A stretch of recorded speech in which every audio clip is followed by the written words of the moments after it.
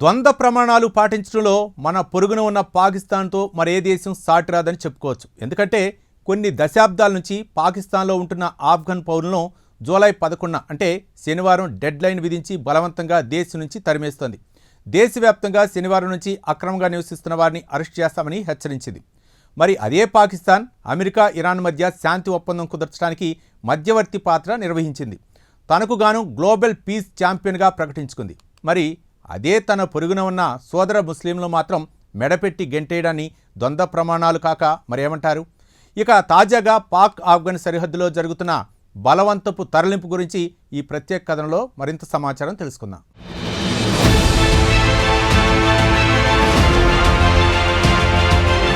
మన పొరుగున ఉన్న పాకిస్తాన్ ప్రస్తుతం గ్లోబల్ శాంతి దూతగా అవతారమెత్తేసింది. ఇరాన్, అమెరికా మధ్య శాంతి ఒప్పందానికి చొరవ తీసుకుంది. మరి ఇరాన్, అమెరికాల మధ్య కాల్పుల ఒప్పందం ఎలా కొనసాగుతుందో యావత్ ప్రపంచం కళ్లప్పగించి చూస్తోంది. పేరుకు కాల్పుల విరమణ నుంచి తప్పించి రోజూ ఒకరిపై ఒకరు బాంబులు వేసుకుంటూ యావత్ ప్రపంచానికి ఇబ్బందులు కలిగిస్తున్నారు.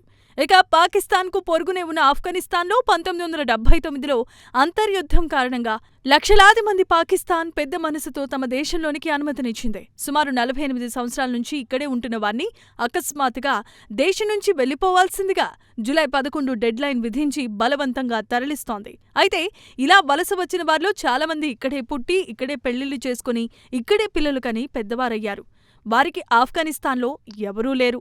తమను అక్కడికి పంపించేస్తే తామెక్కడ ఉండాలి, ఎలా బతకాలి? మమ్మల్ని ఇక్కడే ఉండేందుకు అనుమతించాలని వేడుకున్నా పాక్ పాలకులు మాత్రం అంగీకరించడం లేదు.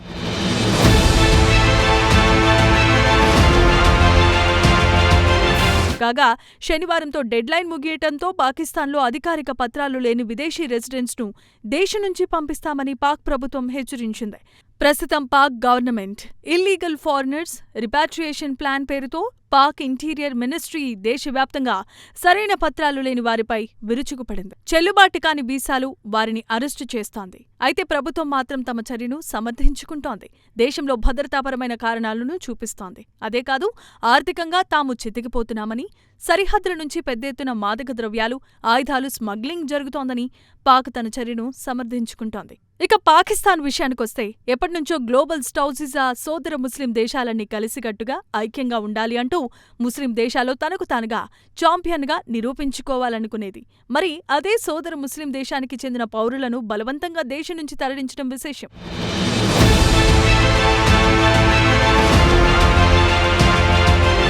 ఇక గత చరిత్రలోనికి వెళితే 1979 డిసెంబర్లో సోవియట్ రష్యా ఆఫ్ఘనిస్తాన్లో తన మార్కిస్ట్ క్లయింట్ ప్రభుత్వం కుప్పకూలిపోకుండా అడ్డుకునేందుకు రంగంలోనికి దిగింది. సెంట్రల్ ఏషియాలో పట్టు కోల్పోరాదనే ఉద్దేశంతో కాబూల్లో దురాక్రమణకు పాల్పడింది రష్యా. దీంతో అక్కడ కమ్యూనిస్టు వ్యతిరేకులైన ముజాహిదీన్లు రంగంలోనికి దిగారు. వారికి అమెరికా అండదండగా నిలిచింది.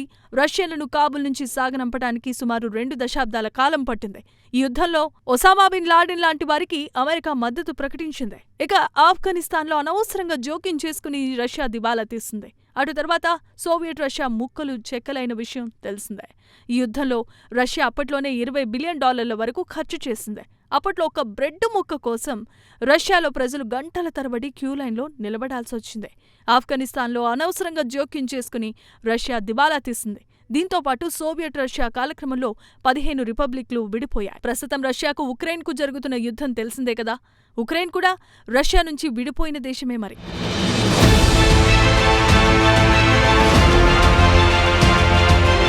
ఇక ఆఫ్ఘనిస్తాన్లో అంతర్యుద్ధం కారణంగా లక్షలాది మంది ఆఫ్ఘన్ పౌరులు పాకిస్తాన్కు పారిపోయారు. అప్పటి నుంచి ఇన్ని సంవత్సరాల పాటు పాకిస్తాన్లో ఉన్న వారిని బలవంతంగా పంపించేస్తే ఎలా అని ఆఫ్ఘన్ పౌరులు పాక్ ప్రభుత్వాన్ని ప్రశ్నిస్తున్నారు. దీనికి కొన్ని ఉదాహరణలు కూడా చెబుతున్నారు. ప్రస్తుతం 48 ఏళ్ల ఒక వ్యక్తి పాకిస్తాన్కు వలస వచ్చిన తల్లిదండ్రులకు పుట్టినవాడు. వారి తల్లిదండ్రులు ఇక్కడే ఉంటే పాకిస్తాన్లో చనిపోయారు. వారిని ఇక్కడే పాకిస్తాన్లోనే ఖననం చేశారు.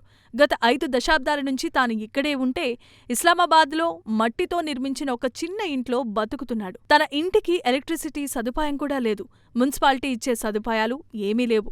ఇక పాకిస్తాన్లో సరాసరి ఆయురాదాయం 68 ఏళ్లు. దీన్ని బట్టి చూస్తే అతడు దాదాపు తన జీవితకాలంలో 3/4 పైనే పాకిస్తాన్లోనే గడిపేశాడు. మిగిలింది కేవలం 20 ఏళ్లు మాత్రమే. ఇదే తన పుట్టిన ఊరు, ఇదే తన దేశం, ఇదే అని నిన్నటి వరకు భావించాడు. తాజాగా పాకిస్తాన్ ప్రభుత్వం శనివారం నాడు స్ట్రిక్ట్ డెడ్ లైన్ విధించి ఆఫ్ఘనిస్తాన్కు వెళ్లాల్సిందే అంటే తామెక్కడికి పోవాలి? అక్కడ తమకు ఎవరున్నారు? తాము పుట్టింది ఈ దేశంలో, తమకు అక్కడ ఎవరు లేరు అన్న పాక్ అధికారులు మాత్రం అవేమీ పట్టించుకోవటం లేదు. వారందరినీ దేశంలో అక్రమంగా ఉంటున్న విదేశీయులు అని ముద్ర వేసి ఆఫ్ఘనిస్తాన్కు తరలించేస్తున్నారు.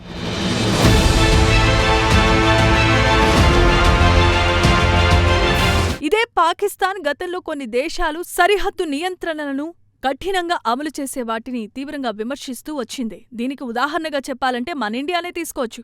బంగ్లాదేశ్ నుంచి బెంగాలీ మాట్లాడే ముస్లింలు అక్రమంగా ఇండియాలోనికి చొచ్చుకొచ్చేస్తూ ఉంటారు.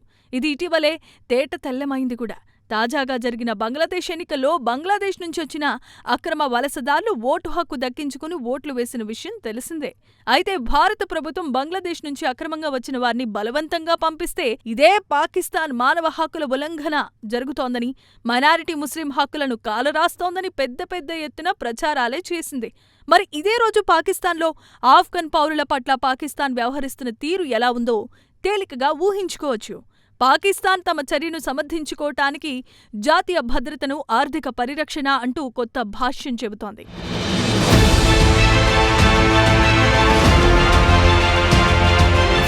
ఇక పాకిస్తాన్ అక్టోబర్ 2023 నుంచే ఆఫ్ఘనిస్తాన్ పౌరులను బలవంతంగా దేశం నుంచి పంపించేయటం మొదలుపెట్టింది. ఇటీవలి కాలంలో వారి సంఖ్య గణనీయంగా పెరిగిపోయింది. United nation high commissioner for refugees అనే పేరుతో international organization for migration data ప్రకారం చూస్తే పాకిస్తాన్ నుంచి, ఇరాన్ నుంచి సుమారు 54 లక్షల మందిని బలవంతంగా ఆఫ్ఘనిస్తాన్కు తరలించాయని రికార్డులే చెబుతున్నాయి. ఇదిలా ఉంటే గత నెల 1వ తేదీన ఇంటీరియర్ మినిస్ట్రీ ఉన్నత స్థాయి సమావేశాన్ని ఏర్పాటు చేసింది. ఆ సమావేశంలో దేశవ్యాప్తంగా ఉన్న అన్ని ప్రావిన్స్లలో, అది గిల్గిట్, బాల్టిస్తాన్, ఆజాద్ కాశ్మీర్తో పాటు ఇస్లామాబాద్ క్యాపిటల్ టెరిటరీల నుంచి ఆఫ్ఘాన్ శరణార్థులై జూలై 11, 2026లోగా తరలించాలని ఆదేశాలు జారీ అయ్యాయి. స్థానిక అధికారులు రోజువారీ రిపోర్ట్ను మినిస్ట్రీ ఆఫ్ ఇంటీరియర్కు సమర్పించాల్సిందిగా కోరింది. వ్యాలిడ్ వీసా లేని వారు ఎంతమంది ఉన్నా వారిపై ఎలాంటి చర్యలు తీసుకుంది, ప్రస్తుతం వారి స్టేటస్ ఏంటి అనే విషయం ఇంటీరియర్ మినిస్ట్రీకి నివేదికను అందజేయాలి.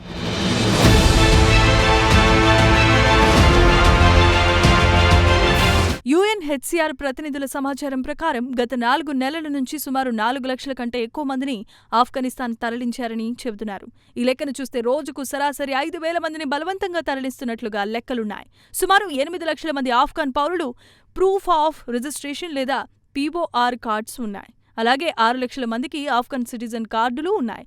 అయితే 2021లో ఆఫ్ఘనిస్తాన్లో తాలిబాన్లు రెండోసారి అధికారంలోకి వచ్చిన తర్వాత సుమారు లక్షల మంది పాకిస్తాన్కు వచ్చేశారు.